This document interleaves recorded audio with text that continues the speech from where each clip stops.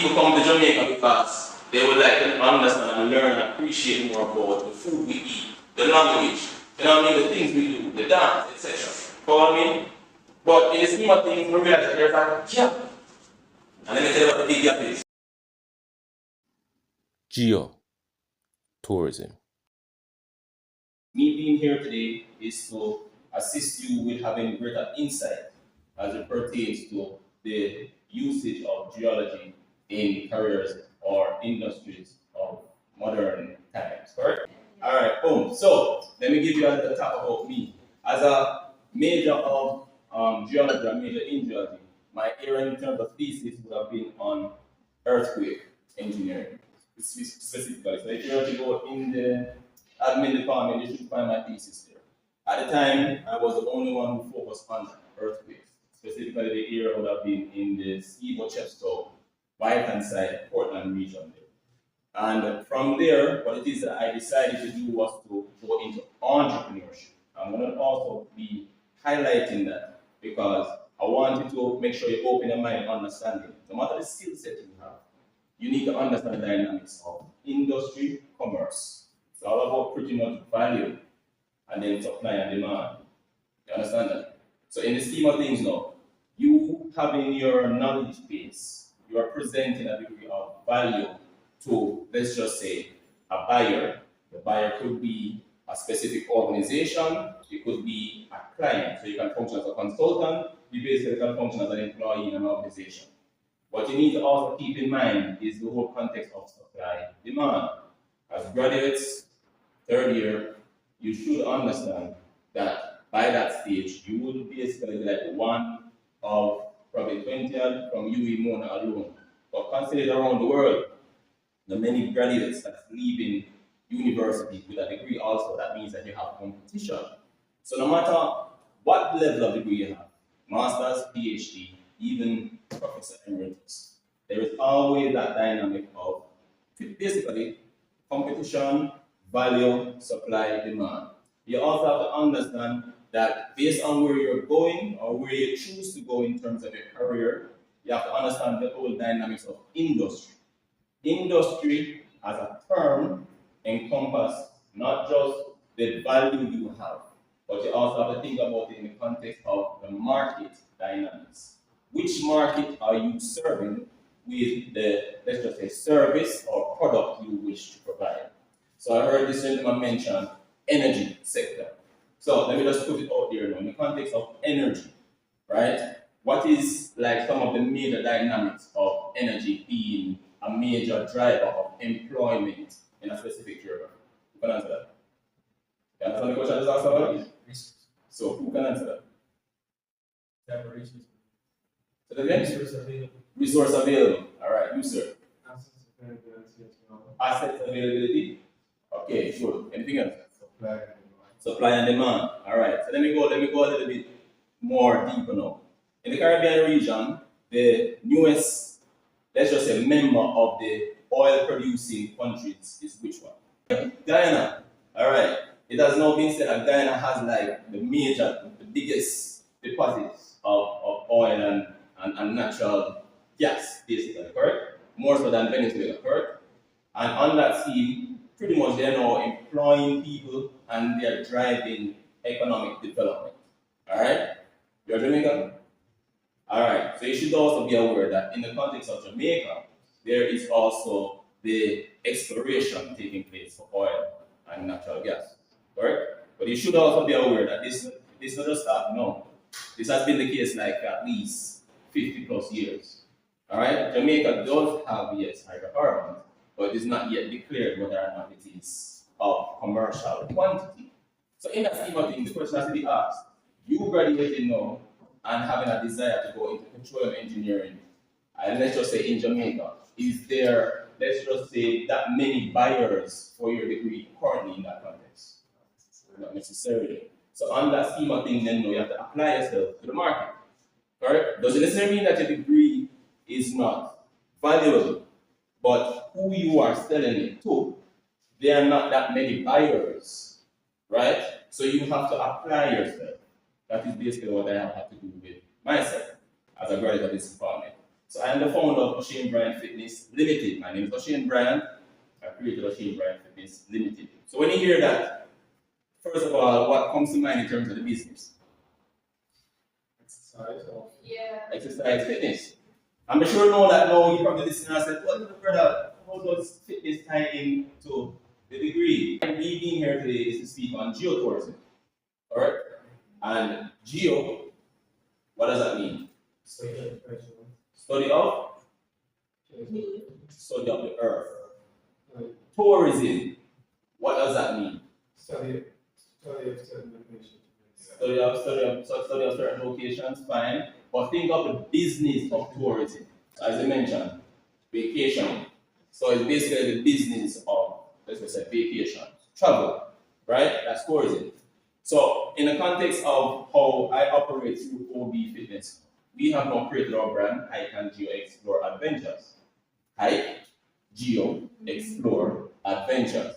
Hike, fitness, geo, exploration, having the inquisition or the inquisitive mind to learn more about the environment, adventure. That's like an experience. But that is now a sub-area that I have directly applied my degree. But on the basis, on the surface, people have said, Shane Bryant Fitness Limited doesn't really make no sense. It comes back down to your personal vision. And keep this in mind, that you reaching the stage of first year or to third year, you're going to be constantly thinking about, okay, where do I fit in this world? I was there. You understand what I said? And I can also share this experience with you as an entrepreneur. It has taken me over 10 years to reach the position that I currently am with OB Fitness, where we can pretty much live life. Before that, they would have been extremely rough. Now, more I understand that 10 years is me sowing my seed in learning and understanding the dynamics of the world in the real sense. The theoretics, the practical, and understanding that people, their desires, supply, demand, it change. So you have to know how to pivot, how to adapt. You understand what I'm saying? And as geo students, you are highly placed in being able to adapt because you are the student of the earth. But do not get yourself boxed into a specific degree of thought to say that, okay, because we are pre-petroleum engineering, that's the only place I can go. You have to understand the dynamics of business. So I'm going to give you some tips. If you have not done it, start with 1 or 2 courses in entrepreneurship, or in commerce, or in economics, marketing. I'm going to touch on that as well. You are an asset, but you are an asset to a specific market. Having said that, you have to know how to market yourself or communicate your value to your target market. So do not just say that, all right, I have the degree, you have the paper, and then no, because you're decided of going into a specific area, you just believe that you automatically must get that job or get that source of income from a particular work or project. You understand me? You have to know who you're marketing to. Right? So the faster you learn the dynamics of market, business, commerce, the quicker it is for you to adapt to the realism of world and you being able to make life. Making sense? So going back into the geotourism aspect, basically what it is that I have to learn in Jamaica's context, that there exists these segments of tourism. You have, let's just say, Airbnbs. You have hotels or vacationing, people wanting to go places. You understand me? And stay in a particular place. You have culture. People come to Jamaica because they would like to understand and learn and appreciate more about the food we eat, the language, you know what I mean, the things we do, the dance, etc. Follow me? But in the scheme of things, we realize that there's a gap. And let me tell you what the big gap is. The big gap basically is that we do not have that many practitioners or businesses really devoted to exposing the natural resources of Jamaica and educating people on it. People, there's a big market. I mean, it is said that travel is basically like one of the biggest industries globally. And with that being said, there are specific niches. So, not because of the fact that you have real estate means that you must have to go into real estate or Airbnb or whatever it may be in terms of tourism. If you have an insight on geo, then you basically have that greater value in knowing how to give people a touristic experience. So, in Jamaica's context, yes, everybody hear about Blue Mountains. We know about Blue Mountains, but now I do look at it and say, what do you talk about Blue Mountains? That's too common. You understand what I say? What is it about Blue Mountains that is not being said at this stage? When I say people say, oh yeah man, let's climb the highest mountain with the lush forest and waterfalls and it is 7,000 plus feet tall and this, that. That's, for me, that's too regular. Good. But Blue Mountains, why is it blue? Because what? It has some schistic rocks in it. Blue schist, green schist. What are the minerals that make it blue? Logfane, as an example. You understand what I mean? I'm getting a little bit technical, but I try to make you understand where I go. When me then now think about Blue Mountains, I think about the falls that run through and how the falls control which spring they were and why this a waterfall is this. And basically the geology of this specific area actually dictates where the water will flow. If it is a carbonate area predominantly underground. If it is basically, let's just say, metamorphic igneous, you can think about water flowing up top. Is the way how we educate? That is now when we realize that people don't really know that much about it. So me then now, I say, all right, let me find a way to produce a product, to create a product. And hence, where Type Geo-Explore came in. Type Geo-Explore now, I said, you know what, I need to productize my specific tour. So I'm going to give you this example because I've made this public. For this weekend, we have now created the Hectares River, disappearing Hectares River, to the Noisy River trail tour. But here I said, disappearing. So as a geomine now, when you hear the word disappearing river cars, you understand what I mean? And then you hear me say reappearing Noisy River. Again, karstic environment. But here we go on now. You then know as a person who have that insight, or you probably listen to me and say, a river disappeared. Oh, we're gone. This is where then now we start say, all right, here we go on now, create the geological map. But the geological map is not heavily just based on geology. It's also based on what people like to see. So they obviously want to see sinkholes. People want to see caves. So on that map now, I've created those layers where you have those sinkholes and caves. And obviously there are those inferred falls that shows you that quote unquote paleo falls would have been one of the major factors that determine where certain sinkholes appear. And at the same time, why, let's just say, this river reappeared in a specific area. That's the touristic experience. So at the end of the day, now, all we need to do is basically just say, you know what, let me market it, which is what we're using on our social media, etc. And then now let me just say, all right, let's create a bus. Let me make sure that I have the team of tour guides, and let's sell it. And believe you me, it is selling. It is not nothing too hard, it's just me understanding that at the end of the day, there is a market gap. At the end of the day, I can fill that gap with what is unique to me relative to what is available in the market. You understand? So in other words, competition for me right about now is not that great. Now you probably hear that now, me give some insight, and I say, boy, John knows that that's so too bad, number one going in. That's fine. Because there's a lot of food out there to be made.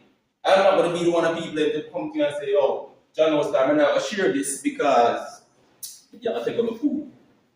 Believe it or not, me alone can't eat it. You understand what I said? So at the end of the day, as budding students at this stage, I need you to understand that teamwork is important. I need to understand that you need to also recognize what you're good at and what you're not good at. The faster you understand that, then now it becomes quicker for you to be able to align yourself with the people who can actually complement your skill sets. You understand where I'm coming from? Everybody who more than likely will graduate with a degree, as this man said, which you are engineering, you talk about climate, you then now can marry, you can think about, okay, how does this support that? You understand what I mean? But again, as I said, do not leave yourself defeated in terms of the skill set of commerce. But one of the people in our management studies and the people that, because what they are free is that them say, you know what, we just need to make sure to understand supply, demand, value. You understand what I mean? I do not have to be the best at it, but I can get people who can actually do the work for me because they understand the whole concept of business. That's why I pass it on to Uno. When I was coming here, nobody never teach me that. I have to leave and make sure that I go through my own journey, get my additional training, where then now I had to test and go through sweat equity to build what is now built in Ocean Brand Fitness Limited. The faster you understand this, the faster it is going to adapt. Build up your skill sets, yes, your technical abilities, but understand you must also be extremely good at marketing. You need to also be very good at sales, or you sell yourself. Don't think about it in a derogatory way, but think about it in the context of what you have to offer, how you can be able to persuade or help to actually encourage somebody to buy into what you have to offer. That's sales. Simple thing like buying some sweeties and saying, no, I want to sell that. That's you building the skill set of sales. But some people have a preach and say, oh, you don't go come to university and sell bomb or them little sweeties then. Don't preach like that. If you have a vision, it works. You understand what I say? Because it is building your platform of knowing how to sell. Communication, verbal, written. You understand me? Auditory. Understand that where the world is going at this point in time, it is beyond us as humans. You hear AI. It is a big thing. It's a serious thing. Learn it. Understand it as a tool. Because I will tell you this, as budding professionals, when you develop your area that you decide you want to go into, you should consider creating passive income stream. Basically, passive income is your way of making money without you having to work for it. But the irony of it is that you still have to kind of do some work to build up your passive income capacity. So in essence, basically understand that your stage at it is right about now, you're putting in the investment of your time, energy, etc. to learn. But I'm also basically saying to you at this stage, learn broad. Learn your technical skills, learn your commerce skills. Think about what you want to do in terms of career. Think about where the gaps are. Think about who is willing to buy it from you and why they're willing to buy it from you, which means they have to be a student of business, marketing, basically sales. When you then now build on that, you then have to test. You have to reinvest. It's going to be a time draining procedure. This is not something that can happen overnight. And do not get caught in the illusion that you see people as content creators. And they must say, oh, yeah, man, I make X amount of money from YouTube, this, that. Understand this, YouTube is a highly competitive space. And at the end of the day, nothing needs ownership. You do not own the platform. If you own your platform and you know how to leverage your platform with YouTube, then at the end of the day, your passive income will build over time, which is an example of what it is that I have done.